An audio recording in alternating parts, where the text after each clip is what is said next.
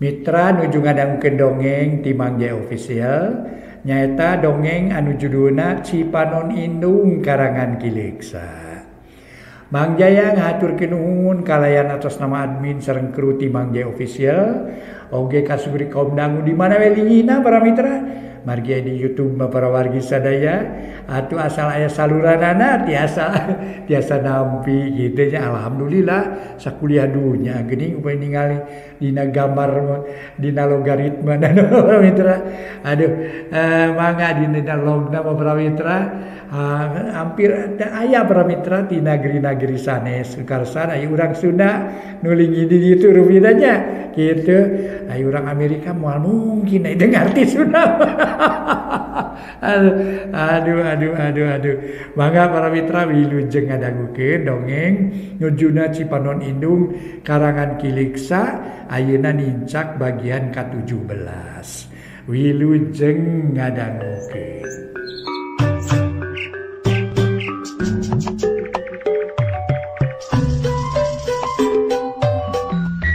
Para mitra kaum dangu, wilujeng tepang dangu deui sareng acara matuh dongeng enteng. Mang Jaya sapara kanca bade neraskeun hanca dongeng nu katunda carios nyambung judulna nyaeta Cipanon Indung. Ieu dongeng para mitra kasangakeun etang-etang hiburan pangbeberah manah. Atuh para wargi sadaya, mudah-mudahan acara ieu tiasa nyugemakeun ayeuna nincak bagian ka-17 carios nyambung judulna Cipanon Indung.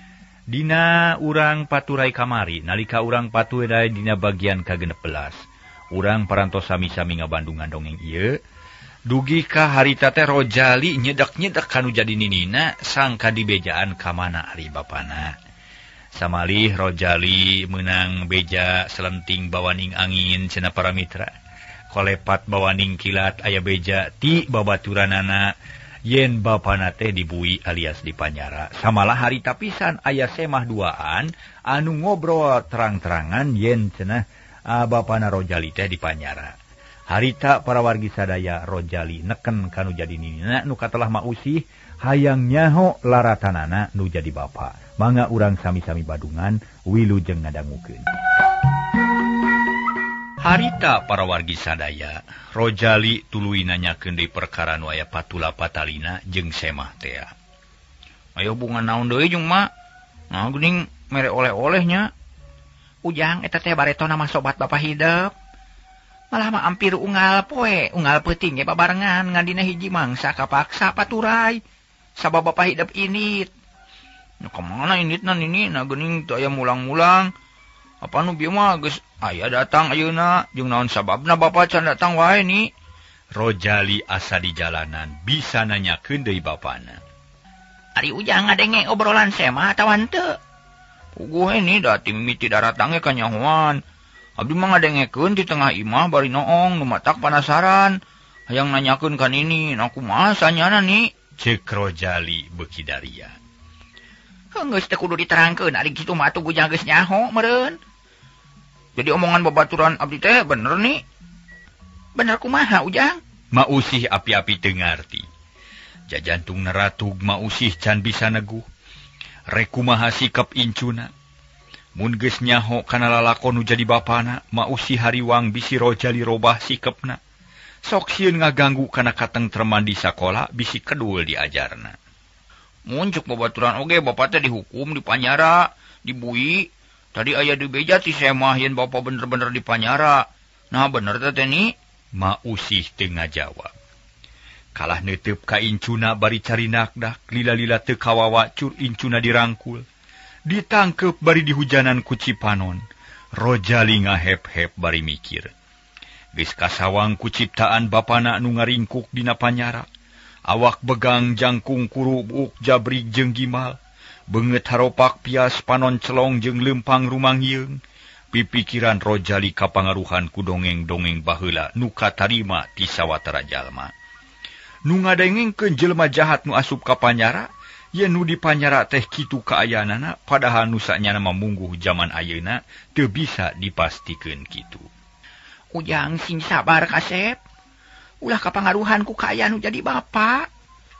Bapa hidup memang nya dipanyara, tapi lain jahat, lain jelema teu puguh. Tapi bapa hidup teh kalepasan. hidup tetep kudu diajar sing getol sakola sing jujur nyial ilmu anu suhud sing nyaah ka inung nu digawe meres tanaga berang jeung peuting ngahaja neangan waragad keur nyakolakeun ujang nini jeung emah hidup miharap sangkan hidup teh sing jadi jalma pinter bager jujur bener jeung soleh kasangsaran inung bapa ulah kaalaman deui ieu ku hidup mah tah kulantaran kitu hiji-hijina jalan hidup kudu sakola tah kitu anaking ceuk Ma Usih dumareuda. Terus morosotkeun rangkulanana Rojali ngahuleng Cipanon ngemeng. Sing sabar kasep ulah kapangaruhan. Abdi mah isin ku babaturan tu Dani, boga bapa di Panyara. Rojali teu kuat nahan Cipanon. Burubut marurag maseuhan lahunan ninina. Ulah era-era kasep da teu aya hartina mending sakola sing jujur ayeuna mah. Ori guru-guru abdi terangeun atawa henteu ni. Yen bapak di Panyara, henteu teu anu terangeun malah mah omongan babaturan hidup ge ukur heureuy. Da moal nyarahungeun mimitina budak mah nyaho dinaon barina oge. Apan hidup sorangan ge nu jadi anakna teu nyaho mana komo anak batur. Ceuk Ma Usih usaha satekah pola. Negerkeun hate incuna sangkan ulah kapangaruhan ku beja nu dibawa ku Semah teh. Rojali teu nemal deui. Manehna melong kaluar tetempoan jiga kosong molongpong. Bangun jara rauh paninengan Cipanon ngencelong sakecelak-sakecelak. Maruragan mapai pipina. Breh kasawang deui ka aya nu jadi bapana jangkung pegang pikawatireun.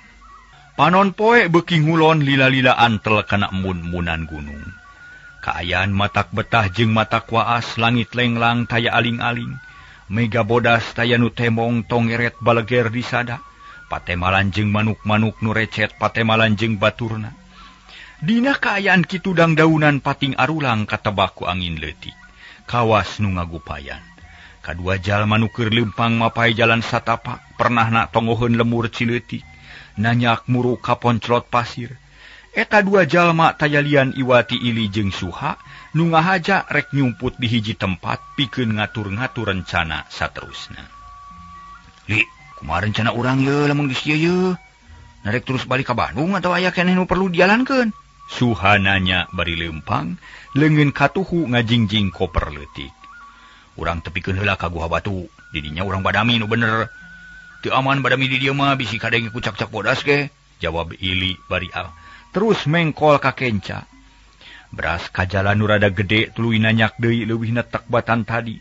Tungtungna tarpi kanu dijugjug sup kana guha. Nuliangna dikuriling ku batu-batu nu galede. Tekung silila para mitra, Ili jeung Suha geus araya di jero guha. Nuku remeng-remeng da puguh teu aya liang cahaya ukur tina sungut guha wungkul. Ili can waka carita. Can waka nyarita ngaragamang kana koper leutik tuluy dibuka breh eusina pakean dua setel jeung pakarang rupa-rupa. Pek geus salin ha.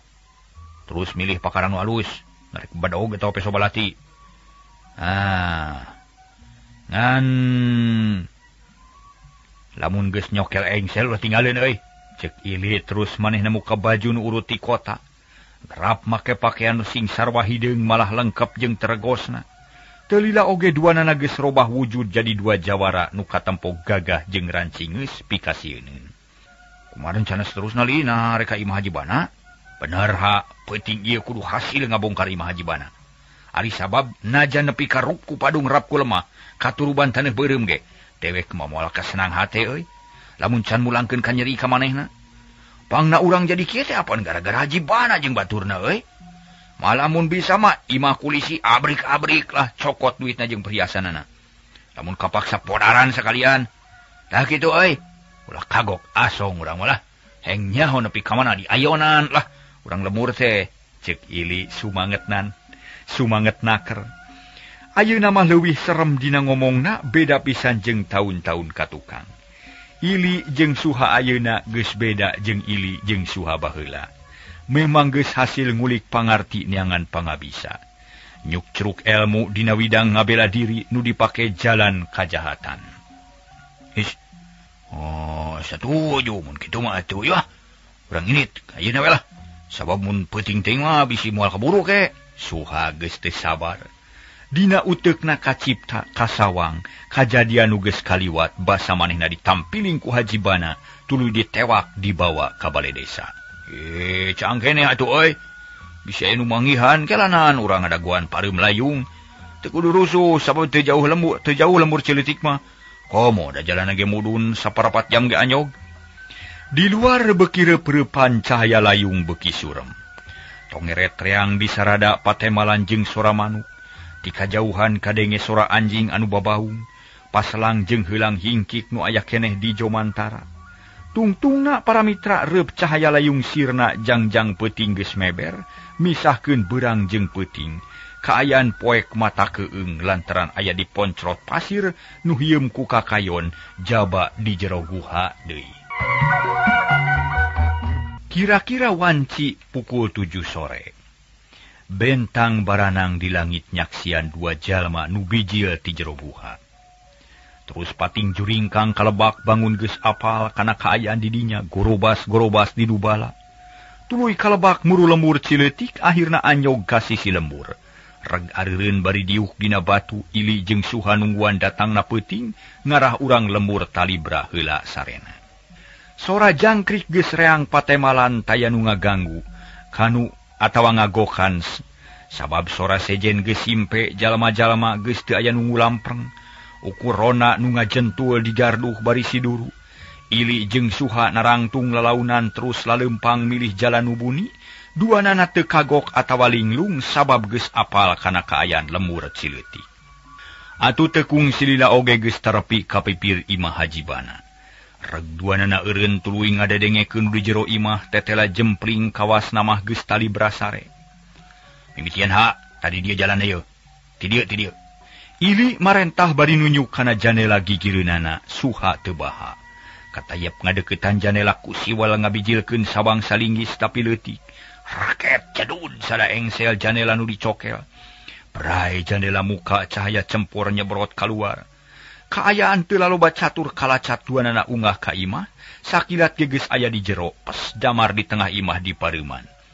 Katayap suha ka kamar Haji Bana berai mukakeun hordeng, barang bere Haji Bana keur ngaguher sare menitibra pamajikanana ngarengkol sorangan.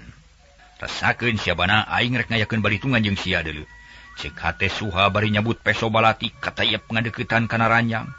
Panon melong ka kana beheung Haji Bana nu harita sarena nang karak bengkang.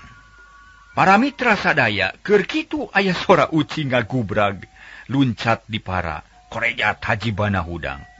Barang ret kasuha menicala ngapakat kureuwas sabab aya nu merong bari ngabar-ngabar peso balati. Bangsat, rek naon sia Celeng Haji Bana luncat ka gigireun ranjang. Pamajikanana reuwaseun gurinyal hudang bari molotot. Bakat ku kaget tuluy murungkut bari mundur ka pojok kamar. Apana? Sing ati-ati naon eta teh Cek ibu Haji bari ngeleper. Suha ambekeun. Lantaran samemeh niatna hasil Haji Bana geus nyaring manten.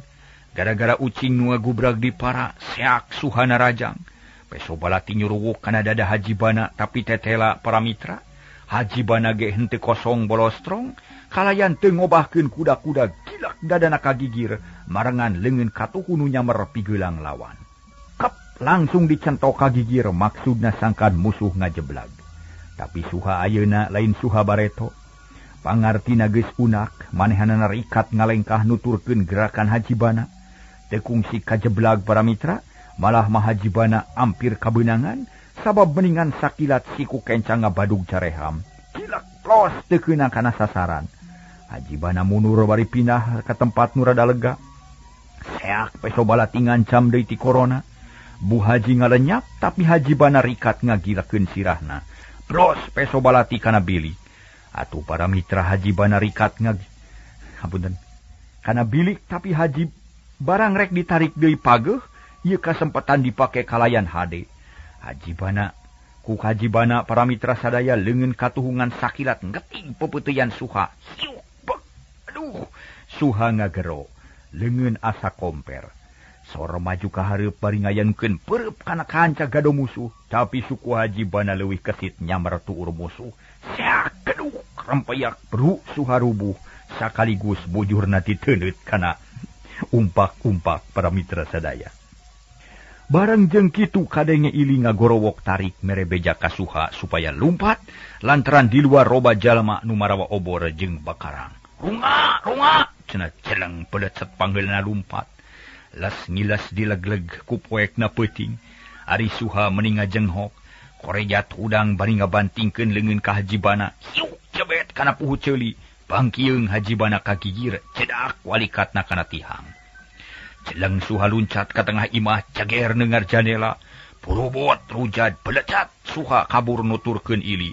Kayan di imah hajibana ngadadak jempling, hajibana ngahuleng jiga kasima Bu Haji ngayak-yak soak.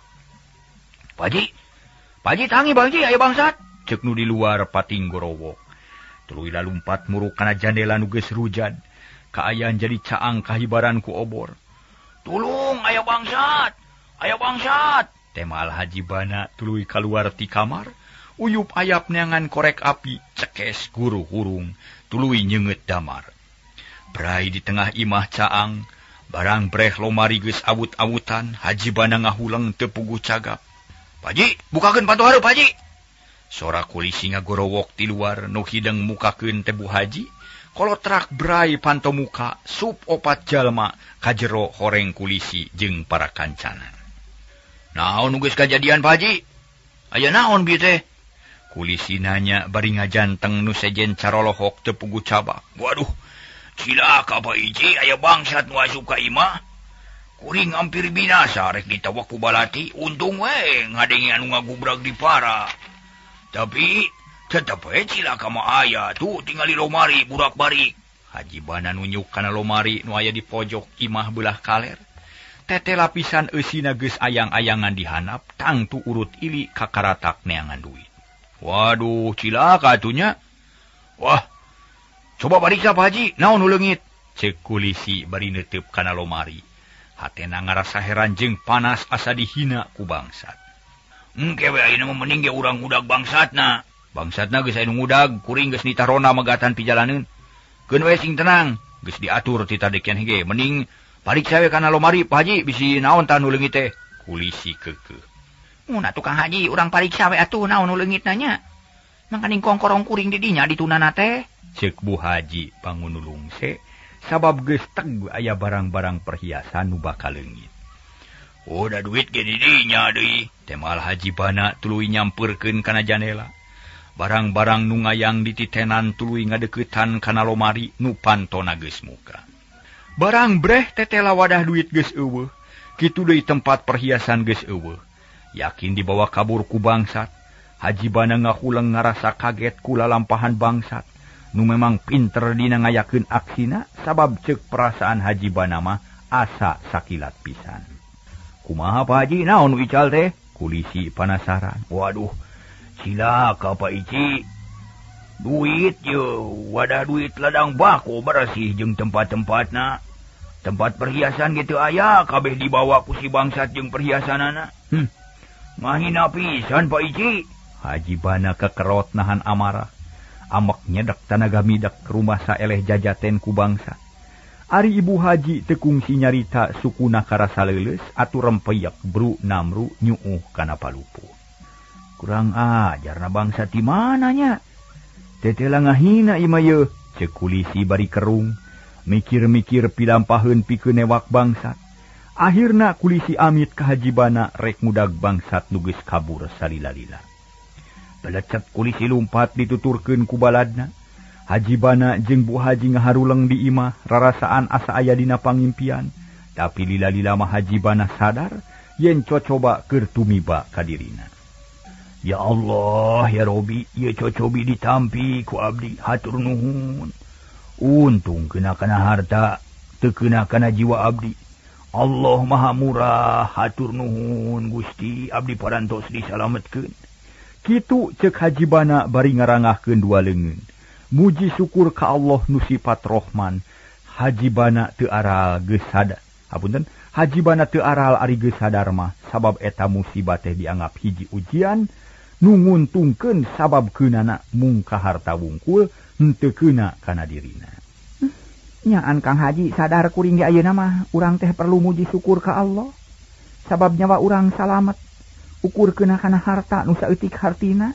Keun bae sing ikhlas Kang Haji, sabab mana kitu oge eta teh duit jeung perhiasan teh lain milik urang. Ceuk Bu Haji nyarita bari carindak-dak, gek diuk dina kursi bari tuluy ngahulang. Nya syukur we ibuna memang kitu kuduna mun manggih tunggara.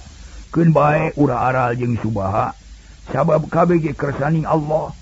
Mun urang teu ditang tayungan ku Allah matang tu malaya ucing nu disadari para.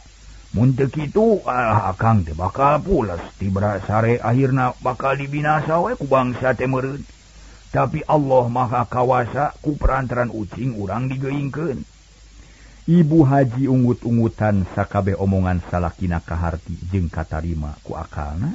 Keur kitu torojol ucing si Candramawat nyampeurkeun tuluy ngalenean ka Haji Bana. Haji Bana meuni bungah kerewek ucing di pangku tuluy dilahun bari pok nyarita. Mawat, maneh geus ngabelaan kadudungan maneh euy. Sabab gara-gara maneh disada di para kami jadi nyaring. Akhirna salamet tina bahaya pati. Ucing nyusup beuki buni kawas nu tentrem cicing dina lahunan dununganana. Ku Haji Bana diusapan ucing peureum bangun nikmat. Bu Haji tetep ngahuleng hatena can teteg pisan sabab kajadian tadi ngagoda keneh kana hatena.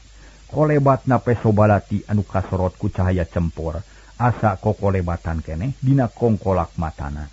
Teu kasawang kumaha akibatna lamun eto babas eta pesobalati nanceb kana tikoro salakina. Para mitra kaum dangu, tuna heula kaayaan di Imah Haji Bana. Ayeuna kocapkeun deui Ili jeung Suha. Basa tadi lalumpatan ninggalkeun Imah Haji Bana tuluy muru ka sisi lembur beulah kulon. Nu memang geus meunang ngatur, atuh dina waktu nu singket duanana geus patepung deui, reg areureun. Kumaha? Gagal dewe digawe teh euy? Heuh naon tadi teh? Ceuk Ili. Wah, gara-gara ucing disana dipara euy. Haji Bana ngorejat hudang. Tuluy narajang ka dewek. Tetela euy si Haji Bana teh teu bolostrong euy. Bisa nadah sakabeh serangan dewek. Malah matak ngabahayakeun. Untung bisa kene kabur. Tapi kumaha euy Li? Hasil? Duitna euy? Suha malik nanya. Hasil duit jeung perhiasan kabawa kabeh tah aya ya. Ili nemongkeun peti nu dijieun tina kaleng. Eusina duit nu hiji deui perhiasannya. Syukur hasil malah salah saurang mah tapi kumaha ayeuna Li? Kieu ini meuy ha.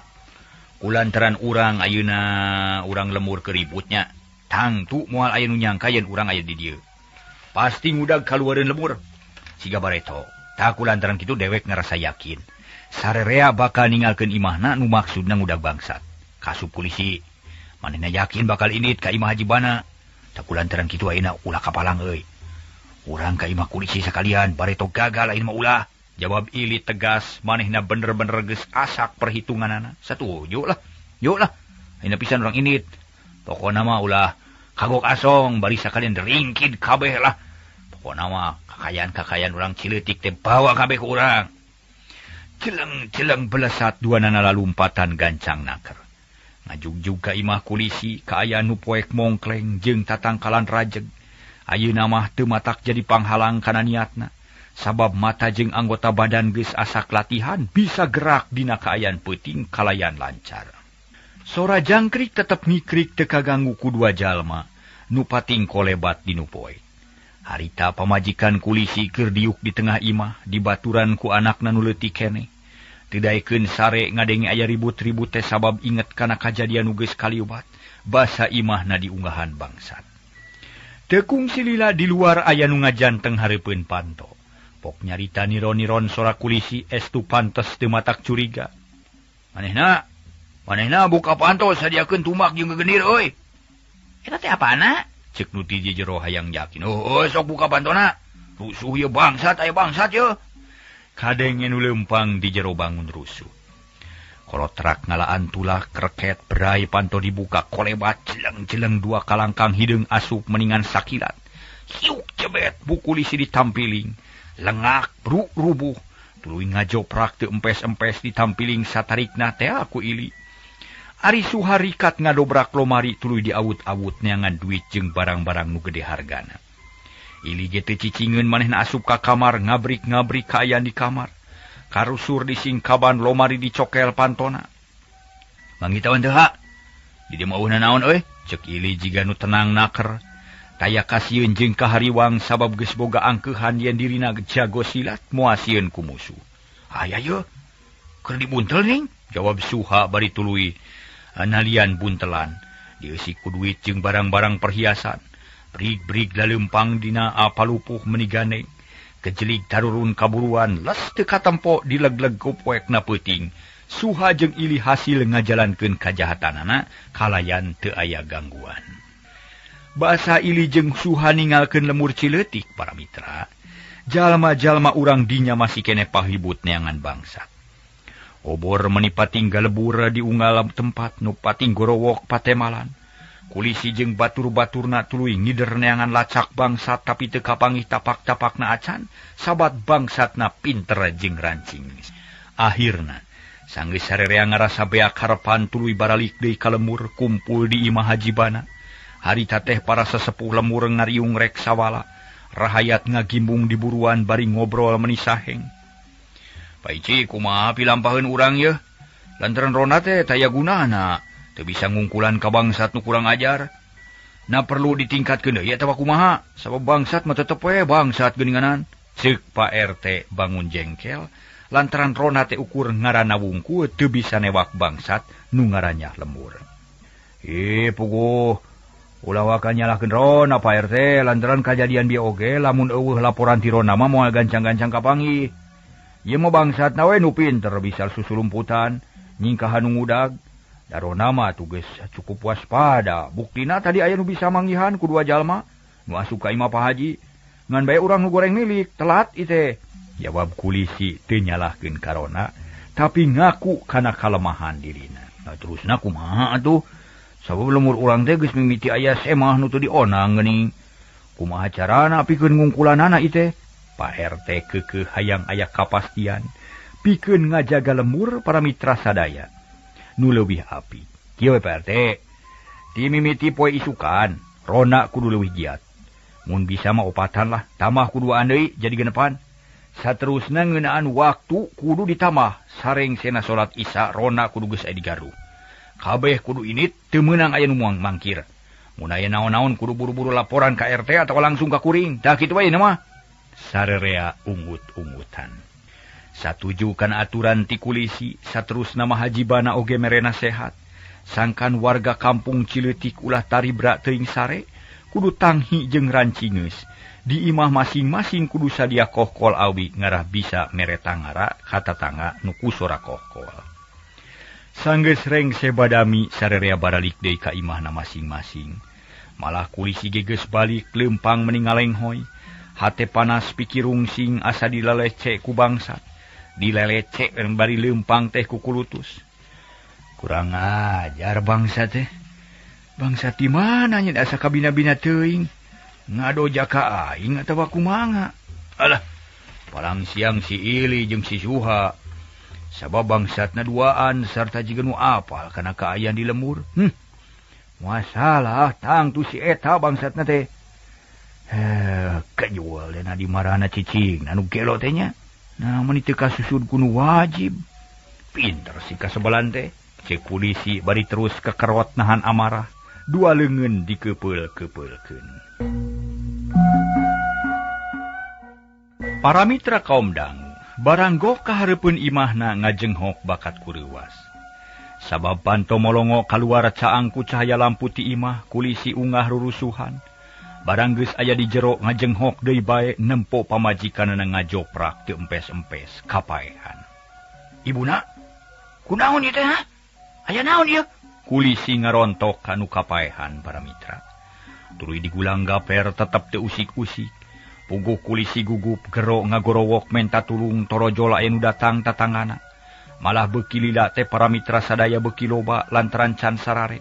Da puguh kakara datang tas mudag bangsa. Barang nyaraho yen pamajikan kulisi aya nu ngaroga hala kabeh ukur colohok bengong bari gogodeg bakat ku kaget. Pak RT. Ah, kamar nanya. Ayeuna Pak Ici. Ah, tulungan ye pamajikan kuring ye. Bantuan nulungan. Wah. Aku naon teh? Lah, keun urang akalan. Aku naonnya? Pak RT ngadeukeut anu kapaehan. Tuluy ditarekahan sabisa-bisa dibantu kunu sejen akhirna pamajikan kulisi lilir.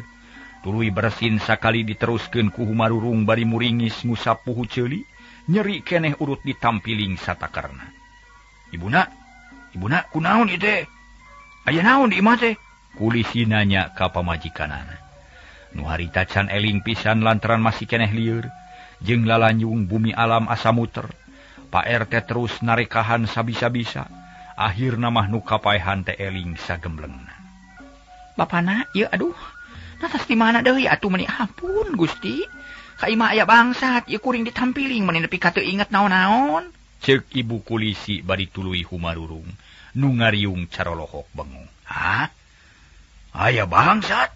Kulisi rarat-reret. Breh nempo pakean nu ayang-ayangan deket lomari. Kulisi panasaran tuluy di deketan barang breh lomari geus awut-awutan eusina. Duit jeung perhiasan leungit. Astagfirullahalazim. Kurang ajar bangsat Kulisi menika kerot bakat ku amek. Hatena panas meuni asa ngagolak. Tapi teu bisa magar kumaha sabab bangsat geus jauh teuing. Initna teuing ka mana.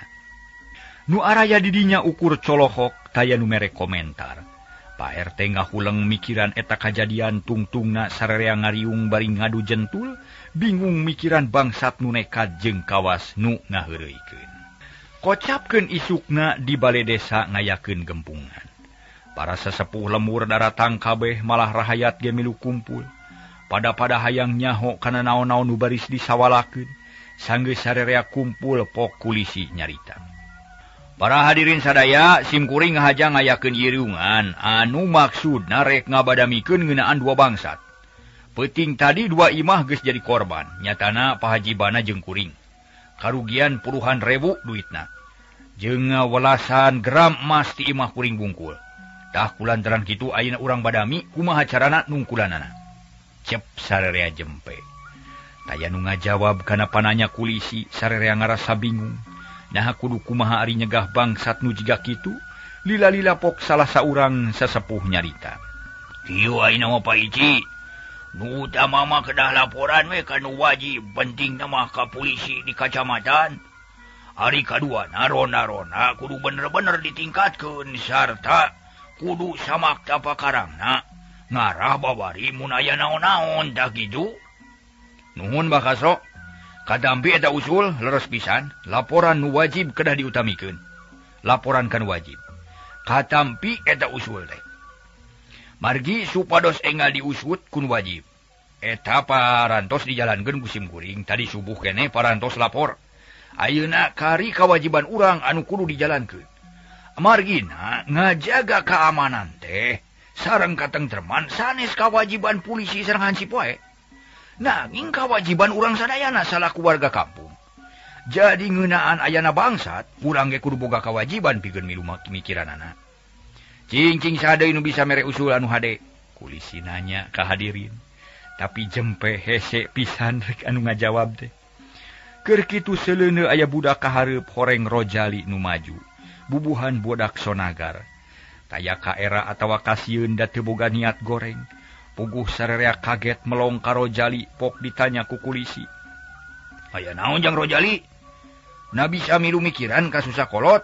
Henteu pa teu tiasa abdi mah majeng ka payun sote manawi bahan katampi bade ngiring ngarewong. Margi abdi teh panasaran, Pak. Ceuk Rojali bari nangtung gigireun meja kulisi. Nya teu naon-naon. Aya kapanasaran naon atuh ujang teh? Sok. Pek we rek ngarewong mah sabab yakin lain ngarewong anu teu puguh. Nah kumaha ujang teh mangih naon ujang teh? Kulisi netep ka Rojali. Hadirin jempling kabeh melong ka budak anu Sonagar. Pamari teh ka bumi nini aya tamu duaan garining. Ku abdi ditaroskeun ka nini ari walerna teh. Ro tamu teh namina Ili sareng Suha. Ngahajan pangan ka nini bade naroskeun pun bapa tak kitu Pak. Ceuk Rojali atuh puguh sakur anu ngadengekeun meuni ngahulang. Kabeh inget ka Ili jeung Suha nu sarua jadi buronan nu berwajib. Waktosna seep para mitra sadaya.